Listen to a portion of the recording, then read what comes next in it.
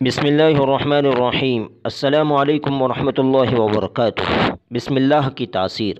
بادشاہ روم قیصر نے حضرت عمر فاروق رضی اللہ تعالیٰ عنہ کی طرف ایک خط میں لکھا کہ میرے سر میں درد رہتا ہے، کوئی علاج بتائیں۔ حضرت عمر فاروق رضی اللہ تعالیٰ عنہ نے اس کے پاس اپنی ٹوپی بھیجی کہ اسے سر پر رکھا کرو، سر کا درد جاتا رہے گا۔ چنانچہ قیصر جب وہ ٹوپی سر پر رکھتا تو درد ختم ہو جاتا، اتارتا تو درد دوبارہ لوٹ آتا۔ اسے بڑا تعجب ہوا۔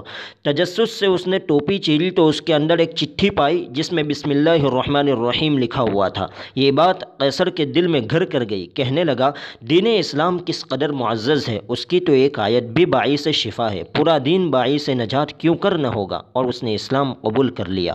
بسم اللہ کی تاثیر کا ایک اور واقعہ امام رازی رحمۃ اللہ علیہ نے تفسیر کبیر میں لکھا ہے کہ ایک مرتبہ حضرت عیسیٰ علیہ السلام کا گزر ایک قبر پر ہوا جس میں میت کو عذاب دیا جا رہا تھا۔ دوبارہ وہاں سے گزر ہوا تو دیکھا کہ قبر میں رحمت کے فرشتے ہیں، عذاب کی تاریکی کی بجائے وہاں اب مغفرت کا نور تھا۔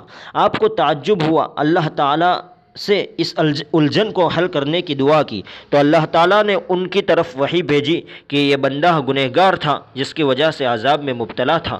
مرتے وقت اس کی بیوی امید سے تھی، اس کا بچہ پیدا ہوا، وہ بچہ مکتب میں داخل کر دیا گیا۔ استاذ نے اسے پہلے دن بسم اللہ الرحمن الرحیم پڑھایا، تب مجھے اپنے بندے سے حیا آئی کہ میں زمین کے اندر اسے عذاب دیتا رہوں جب کہ اس کا بیٹا زمین کے اوپر میرا نام لیتا ہے۔